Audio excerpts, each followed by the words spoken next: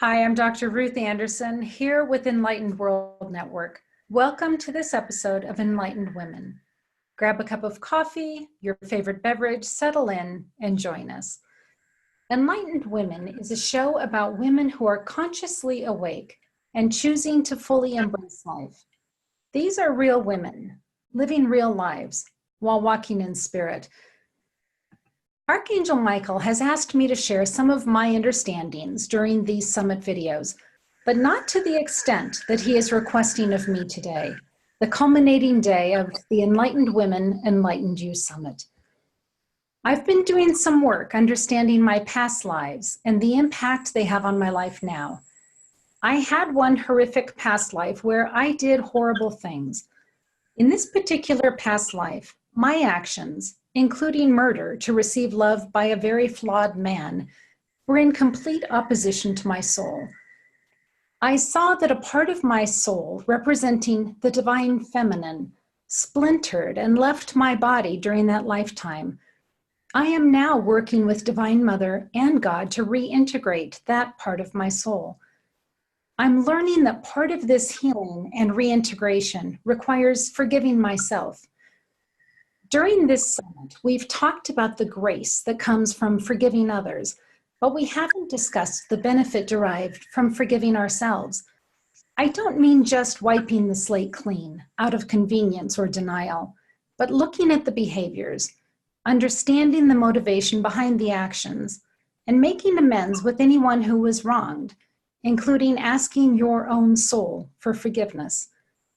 My seeking forgiveness sounded like this.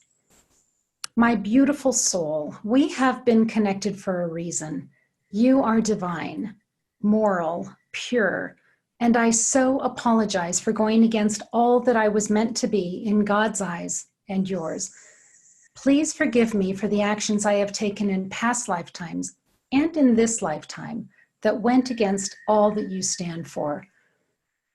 I forgive myself, and I seek forgiveness in order to be reunited 100% with you. Please come fully back into my presence and trust that I will be mindful of you, of me, of us as one in all of my actions and conversations. I love you. I am you, and I want to stand in complete alignment, body, mind, and soul. Now, I have heard others say that the divinity, God, and the divine feminine are not separate entities from us, that we are one. But honestly, I couldn't understand it until now.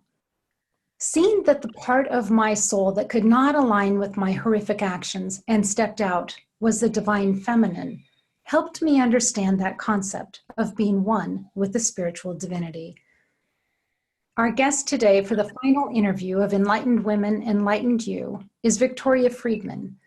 Victoria is the co-founder of Vistar Foundation, which is dedicated to the collective consciousness. Victoria was profoundly impacted by the teachings of Barbara Marx Hubbard and Kenneth George Mills. It is my honor to introduce you to Victoria Friedman. Victoria, thank you so much for being here with us. Oh, thank you, Ruth. Thank you, and thank you, my God, for that amazing introduction. Real women leading real lives.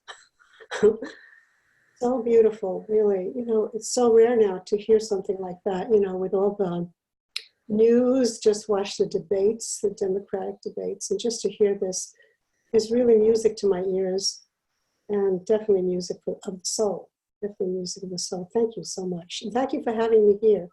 I would love to hear what has led you up to this place in your life that you're sharing this information with us today.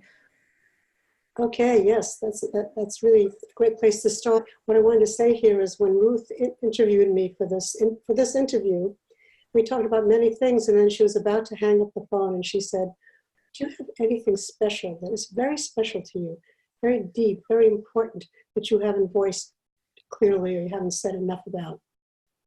And I thought, oh God, that is the most beautiful question, isn't it? The most beautiful question. That's what's brought me here. That's what's brought me here. So I started speaking about what has brought me to this point. Of course, you know, I'm 75 years old, so there's a lot of things that have brought me to this point, but a lot of teachers, a lot of teachings, a lot of people, a lot of insights, a lot of different kind of experiences.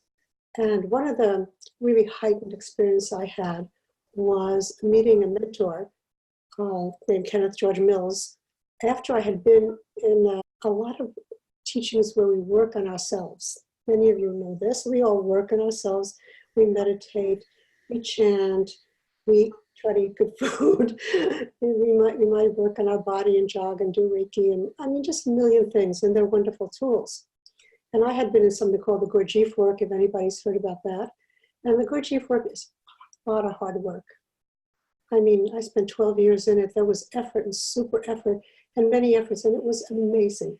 It was transformational, seriously transformational. But then I met another mentor, just seriously on my doorstep almost here in Connecticut. And I met him, and he basically said that there was nothing that I needed to work on because I was already what I was seeking. So, you know, that was kind of, I call it spiritual whiplash. Work, work, work, work. No, you don't need to work. However, yes, you do have to do something. So what that time with mentor, Dr. Mills, I would say that he gifted me something. It isn't like I learned it. It's hard to say what it was, but something happened. I say he ruined me. I can no longer like take seriously all the work I do myself in relation to that will get me something that I don't have. Does that make any sense, Ruth? It does. Well, I'd like to also start with a Rumi poem. I think that'll help. This is Rumi poem that's been very big in my life. Out beyond ideas of wrongdoing and right doing, there is a field. I'll meet you there. When the soul lies down in that grass, even the term, the other, makes no sense. So we'll come back to that a little bit, but that poem kind of informs us like, what could that mean? Out beyond ideas. So whatever we're talking about is beyond ideas. We know that. You know, there's a field. We meet there. In that field, even the term each other doesn't make sense because there's no other. There's only one. How can we know that? Do we know that? What we are cannot even know that because it's not knowable by the ego and the mind. So it's kind of the, you know, it's sort of around us. It's something that is with us all the time. It's like a field and a substance that we all are. So that was the great message from Kenneth Mills. So, for example, what we are has never changed. Like, you know, I try to consider, you know, what about me has never changed? Because my body definitely has changed. My mind changes every 3 seconds. My feelings are all over the place. My sensations in my body change. My opinions change, my attitude change. Everything changes. What doesn't change? So, what is it? What is that we've always had? What has always been with us? Because what non-duality actually says is that it's not that we become that, we already are that. And one of the ways to consider it for me is the quality of awareness. Awareness. Do we ever think that we are aware? Like, we're aware being, I'm sitting here, I can see the room, I'm aware of objects. Okay? But awareness. So that awareness is always there, has never changed. It's always been with us. When we were a baby, we were aware. So you might be saying now, how is that practical, right? Maybe we're saying that, are we saying that, Ruth? Is that a direction? Well, you know, what came to me is you're using the term awareness. Some people use the term mindfulness, and I'm wondering, is there a difference? Is there a connection between those two terms? I love that. So the way I feel it, sense it, or I don't know, intuitive, is there is no such thing as connection because a whole cannot have anything connected. So when we say awareness, consciousness, mindfulness, love, presence, there's nothing to connect. They're all one. Now, we may not know how they're one, because our mind wants to dissect. But if we would just take a premise, like if you just try it, like there's nothing to connect. I do not have to connect myself with the source. Just take that for a minute, like connect myself. Is it mindfulness? Of course. Of course. Is it creativity? Of course. So, but there's nothing that we need to connect. The word connect has been deleted from my vocabulary. And because of that, like I may feel I have to connect with Ruth because I don't know her. But essentially speaking, I can take the standpoint that she and I are the same. We're all water. We look like two waves, but we are all the ocean. So what that does for me is it begins to loosen me for certainly my judgments about others. Incredible loosening, because you know what, and waves in an ocean, there are waves that are tsunamis, and there are waves for little ripples that we love. And there are waves that are, very beautiful, and there are waves that are, just don't do anything or whatever. There are many waves. But what is real? See, the test of reality is what does not change. That is the test of reality. What is real is that we're all the ocean, or we're all water. All water. So I don't have to connect with Ruth because we're connected. And that has been it's helped me. I have to say, it's like something that it's like, when we eat food and then food turns into energy. When you eat this standpoint, when your mind starts eating it does something. You don't do anything. Nothing to do, because the only thing that could do it is this mind-body organism, and that mind-body organism is already doing enough. It's doing so much, it's thinking so much, it's it's doing a lot. This is the background to it. This is the awareness, the conscious awareness to it.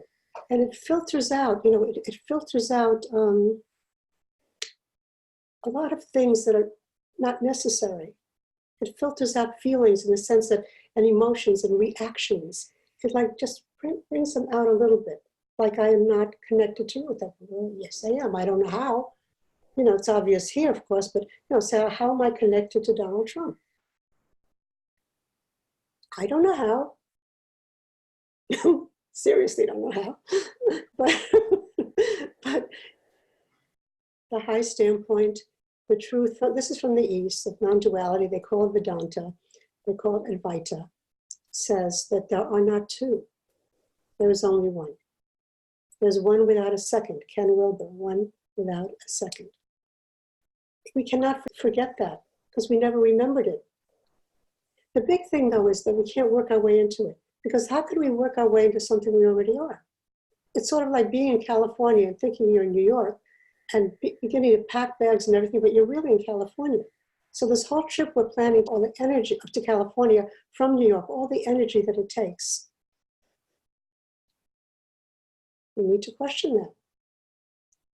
So it allows us to question. That's the other thing. It's like it allows us to question our mind. Like, I am sad. I'm depressed. So the big questions always come up, who am I?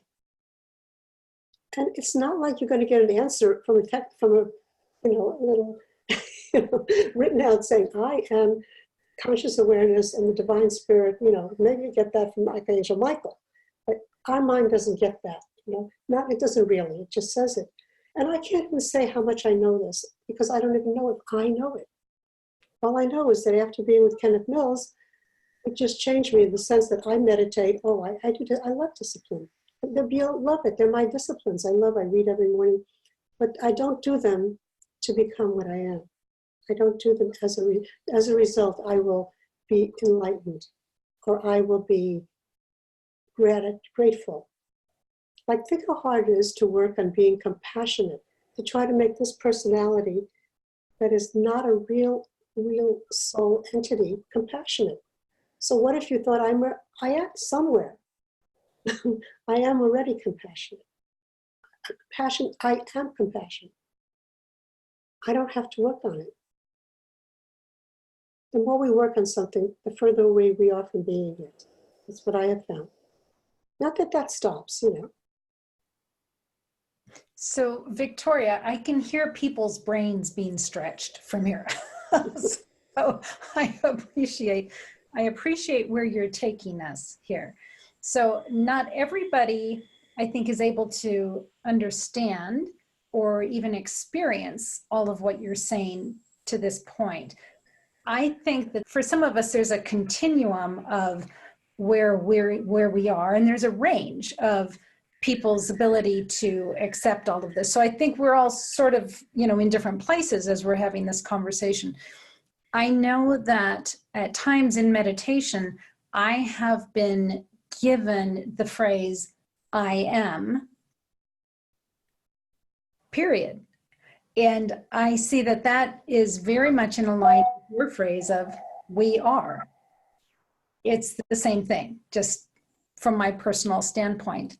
One of the other visions that I was given was if each of us are like a blade of grass, it's very similar to your seeing it as we are all waves and we all look differently, but we're all ocean. And what I was shown was we're all like a blade of grass, but we're all connected at the root system. So what impacts one blade of grass also impacts through the root system the other blades of grass.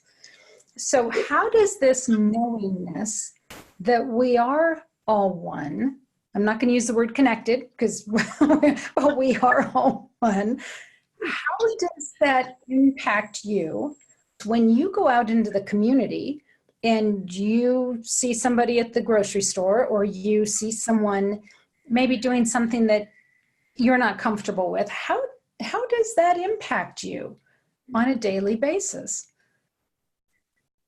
I just wanted to say, when you described all the people who are probably listening to this, I felt like I was them. I have all that. I'm all those people. Like, how does this work? How can you know it? How can you understand it? That all goes on. As I said, it's just what I'm bringing forth are just considerations. They are not a how-to. They're not and it isn't unfolding. It's an unfolding awakening for me. I mean, Eckhart Tolle. Read Eckhart Tolle. He says this straight out. You're not the mind. You're not that. So I'm saying for me, that has not been the experience. I've had, like many people, probably a lot of different awakenings, and it's kind of unfolding. And to what you say about what happened if I were going to a grocery store and or someplace, seeing something that I was judging as that I felt was not right, really, I don't know what I would do. I might just react like I react. I might say, oh my God, why are they doing that? That's not the right action. I might do that. I might maybe remember something or just shift my attention a little bit to something greater, that whoever that is not just what they do. They're not what they do. There's something much greater. Mother Teresa said she was serving God in his most mistaken form. Human beings that were really in a bad place. They were mistaken that they were, sick people. That's a mistake because they're really not sick people. That's just the body that's sick. So now I might have a thought like that. What it would do to me, maybe it would create some space.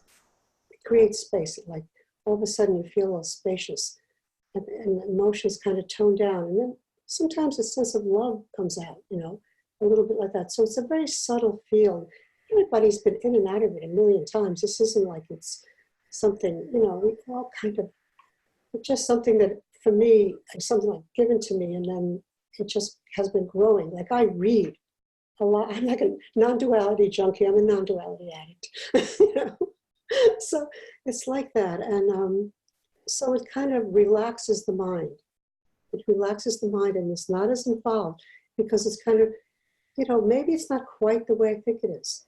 Maybe it's not everything that I know. Maybe there's something more. The sense of spaciousness, the sense of silence, space around us.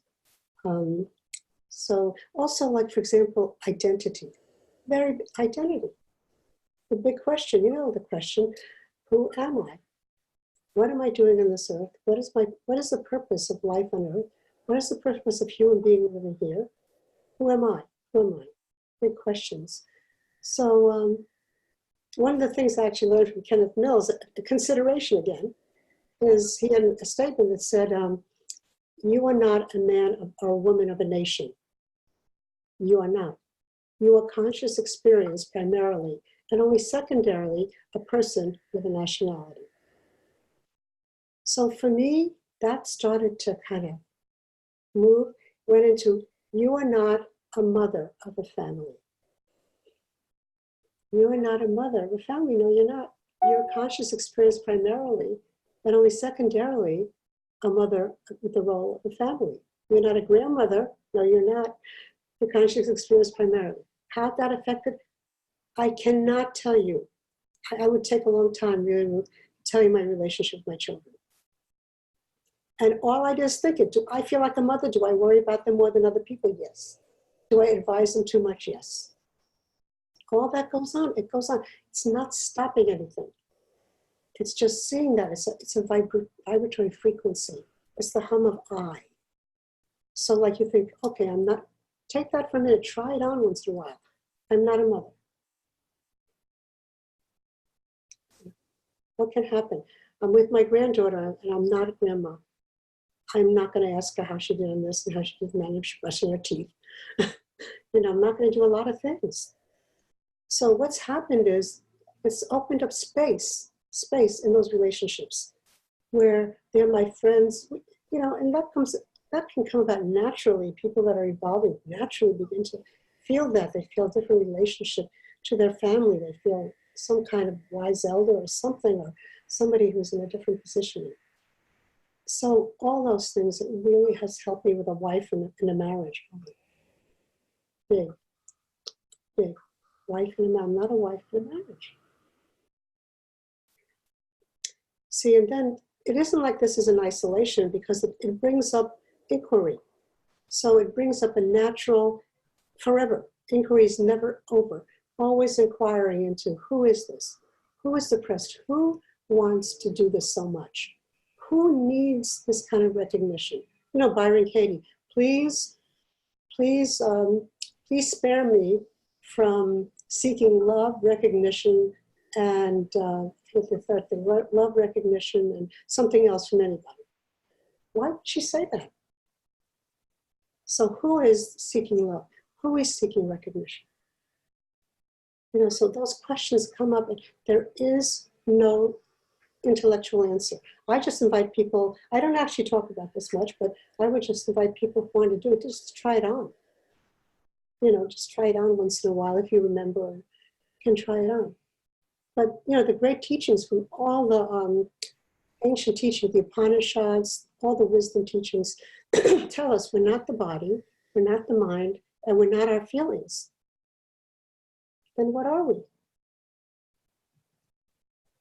So with non-duality, I understand what you're saying about you and I being one, that we're one with everyone.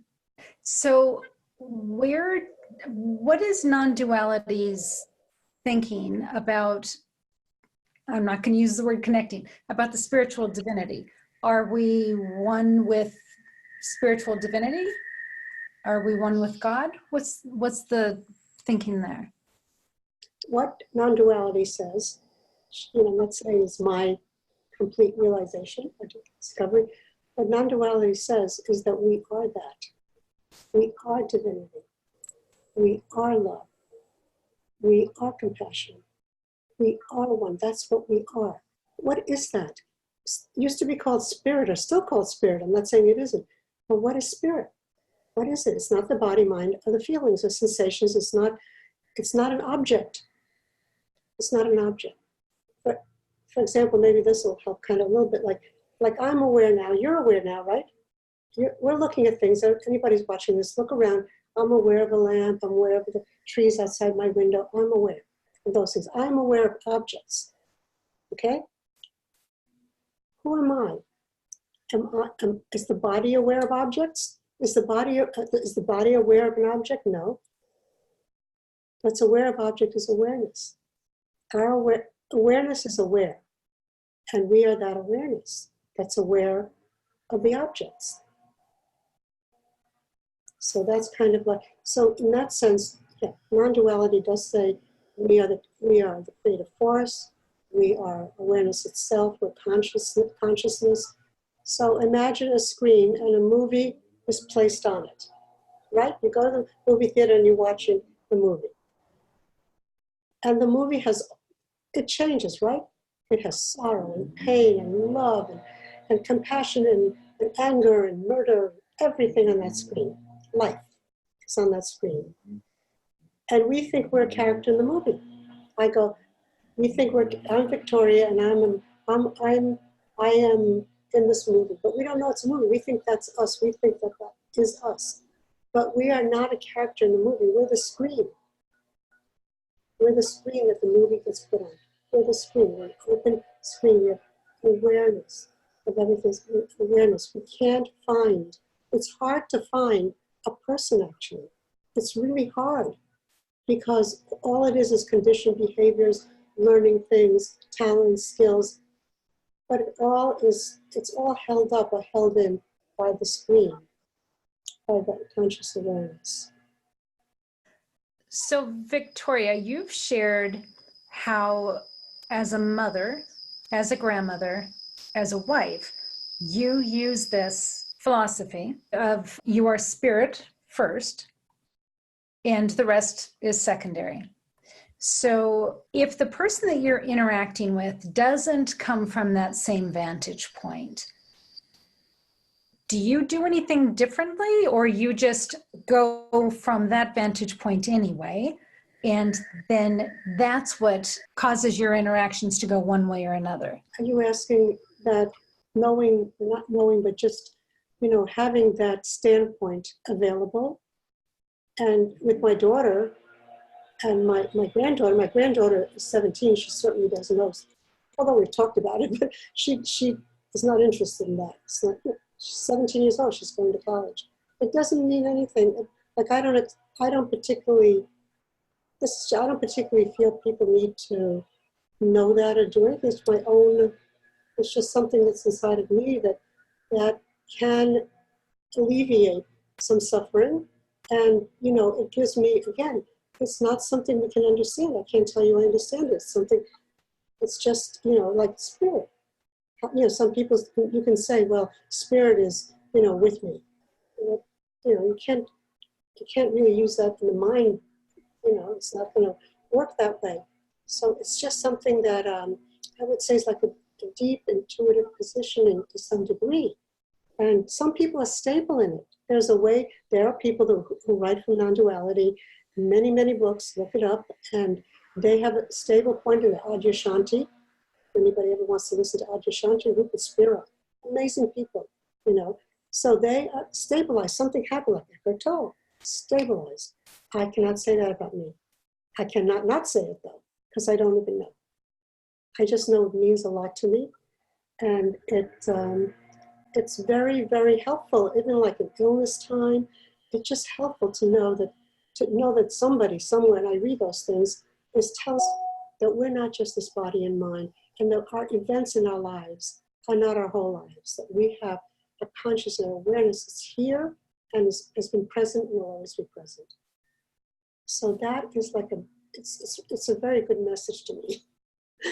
As I said, when I heard Kenneth Mill's message after working on myself, and it's great to work on ourselves because a lot of transformation happens. And I wouldn't stop that in any way, but it just, when I heard that message, I thought, I think you only can hear it after you've worked yourself for a long time. I don't think this is just for everybody. I think that if you've worked on yourself a long time and you begin to even consider, this is why consider means come from the stars. That's why I use that word a lot. Consider that no amount of work is going to get us there. No amount. You don't have to be good. You don't have to be a perfect person. You don't have to never be angry. You don't have to work on being compassionate and grateful and loving. And actually, you don't have to love yourself. Yourself is love. So to try to love what? You don't have to try to love spirit, and the spirit is love. So you see that love yourself, and then people go like, oh God, I can't love myself. I have so many bad thoughts about myself. I really beat up on myself, and I do all those things. I'm self-deprecating. That's conditioning, material thinking. Does it feel very real? Oh yeah. Is it always there? Oh yeah. Watch Gangaji. She's amazing too. Gangaji, amazing, amazing proponent of this. And so that's there. That is there. Nothing said, there's no question about taking away any of those thoughts, because they are like mechanical things from, again, conditioning and all the stuff we learned and something we took on. So why would we try to change them to be positive? We are positive. So we breathe that in, like, okay, doesn't seem like it right this moment, but life is positive. Love is. Love is. Grace is. It is. It's reality. The rest is what they say in the Eastern things, illusion. It's not illusion that doesn't exist. It relatively exists, but it's not all of it. And the whole, of course, it includes that, though. That's the thing, it includes it. Awareness includes all that. There's nothing how can our awareness, we're aware now, how can not include everything that's in my room? It includes everything, using my eyes. So it's the definition of inclusiveness. It's whole. It's whole that nothing can be added to. Cannot add to whole, cannot take them away from whole. People say, we're whole, and then they say, well, let's add 10 more people to our wholeness. But if we're whole is whole. Now, if we're whole, we're whole, nothing needs to be added. What we are not doesn't need anything, doesn't have to give anything. It's awareness. It's a field of cognition. So it isn't something that needs to be worked into, and it does not need to be added to. It's not. We don't have to add to it, or we don't have to take anything away. We don't have to take away our bad feelings. They begin to fade because of a lack of attention. They begin to fade. They're just softer. They're just softer. They're just not, because we're keeping ourselves in the realm. We're considering wonder and love. And that's what we are. And we don't have to work on it. I love what you say about the attributes: kindness, love, compassion, grace. And for a class that I was taking, we were to think about one of those attributes that we really wanted to be. And of course, you're saying we already are. But for this class, we were to think, what do you want to be? And what I really wanted to be was abundant grace. So for this class, we were to refer to each other by those things that we wanted to be. And when I really thought, as I went through my day, how would I react if I was abundant grace? Then my reactions were different. The things that I said were different, and the things that I thought were different. And I felt myself coming from this place of expansive love and acceptance. And so for our listeners, just even to put that in their minds of, I am love, I am compassion. And coming from that place that I am compassion, how am I going to react at this moment? That is totally gorgeous. When you said, what if I was, I said, just take away the if. Take away the if. So what if I was? And notice, like you're saying, how would I act if I was compassionate? How would I act if I was compassionate? This field, this awareness is compassion itself. So it is involuntary. There would just be compassion. And this could sound very Pollyanna-ish. I'm hoping it doesn't, like, oh, I am love, I am the world, I am, rainbows and butterflies, and no, it's a conscious awareness. It's a shift in consciousness. It's a realization. It's a discovery. They call it a discovery or realization. They don't call it a development. They don't even call it transformation, Because nothing to transform. It's like, you had $1,000,000. It was always in your house, and you searched the whole world, and you come back, and the $1,000,000 is in your house. We already are that. We're born that way, and apparently we stay like that. And that's what we are. We cannot change that. It doesn't change. It's unchanging. You hear the words like unchanging, like awakening to the truth. Truth. It's called truth. So it's not about just being kind of nice and compassionate. The compassion it's a field itself. It's just what we are. It's the water. Like water is wet.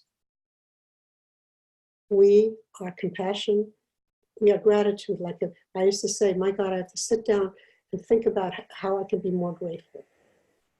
I want to see, I have to be more grateful because, gratitude really is so important, and I'm not grateful enough.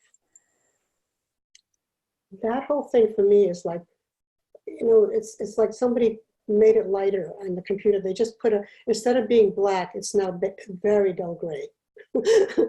It comes up and I go, oh, you have to do that. Then I go, what? Very dull gray. And I just kind of go like, okay, so without knowing where, how, or what, that is my nature. That is true nature. True nature is what we are, and true nature is compassionate.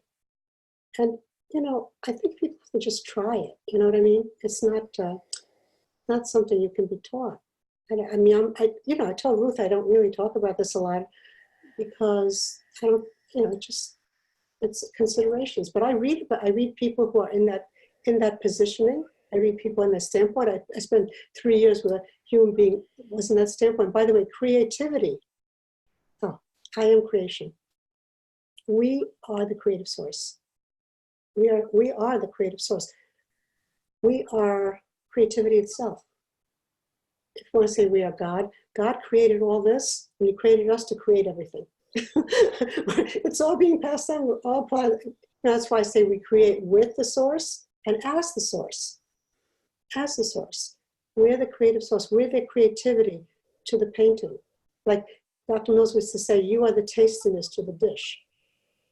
We are the tastiness to the dish we're eating. The dish is not the tastiness. We're the tastiness to the dish.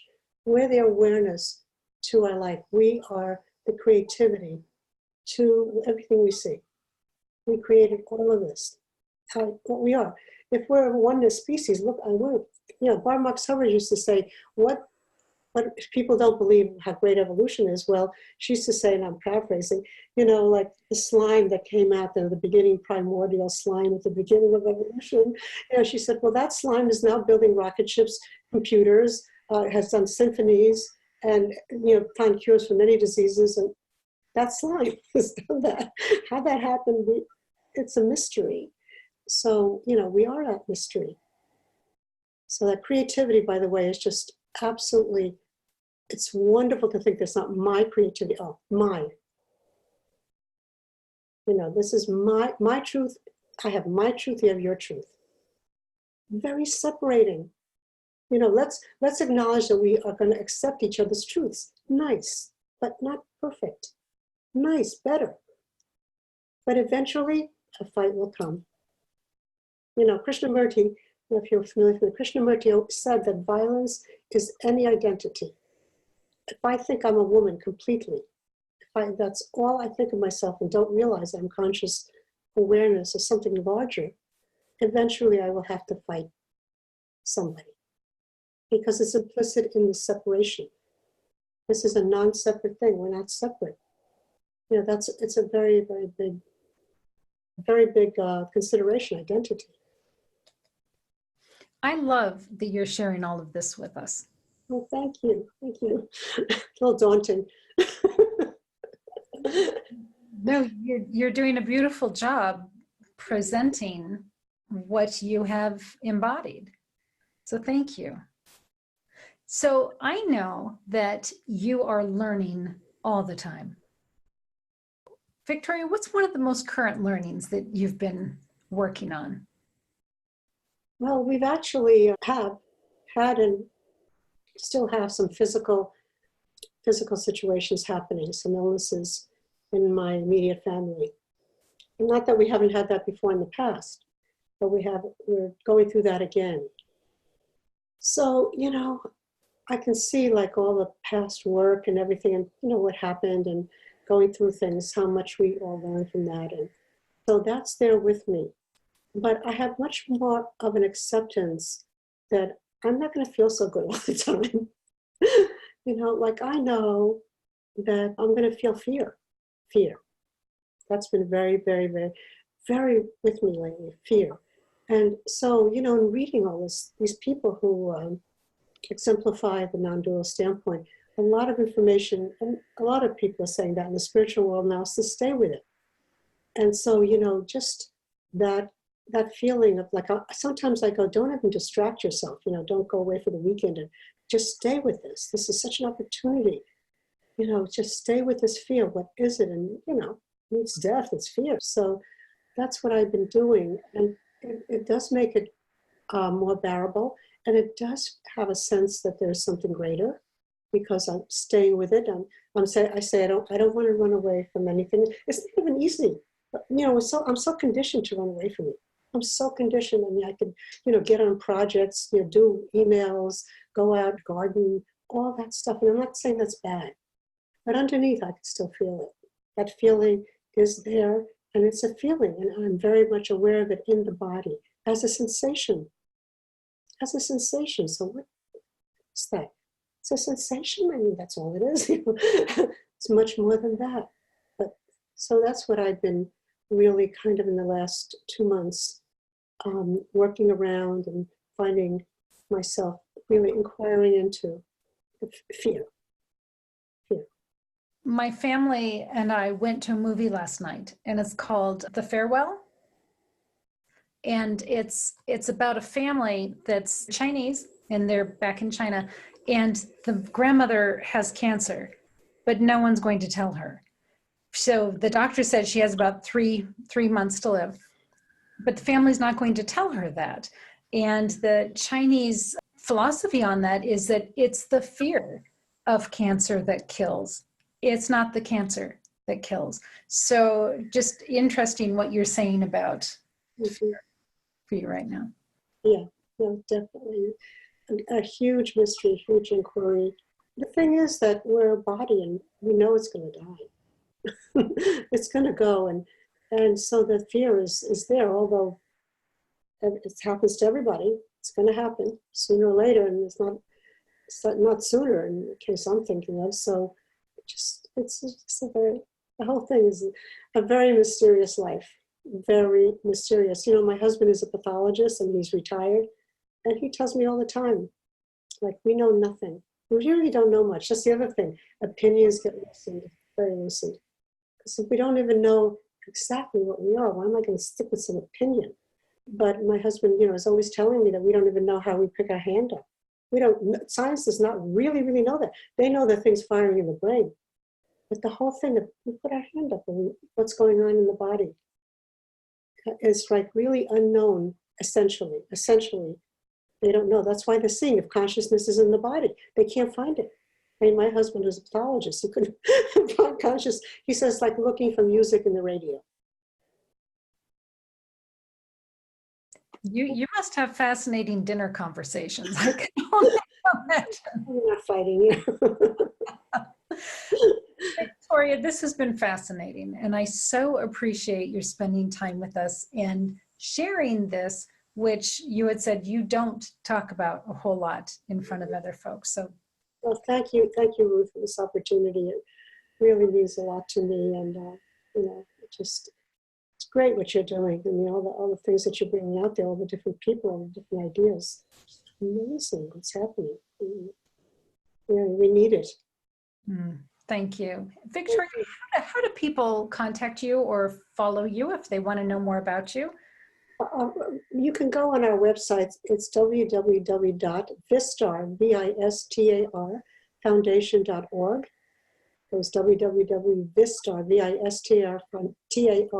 foundation.org. You can go on my Facebook page, Victoria Friedman, Vistar Foundation Facebook page. And of course, you could just email me at info@vistarfoundation.org. We doing a lot of different things, including this will be, this. And so it'd be great to hear from anybody who is interested in making contact. Well, Victoria, this has been a fascinating end to our summit. So thank you so much. Thank you. Thank you. Thank you.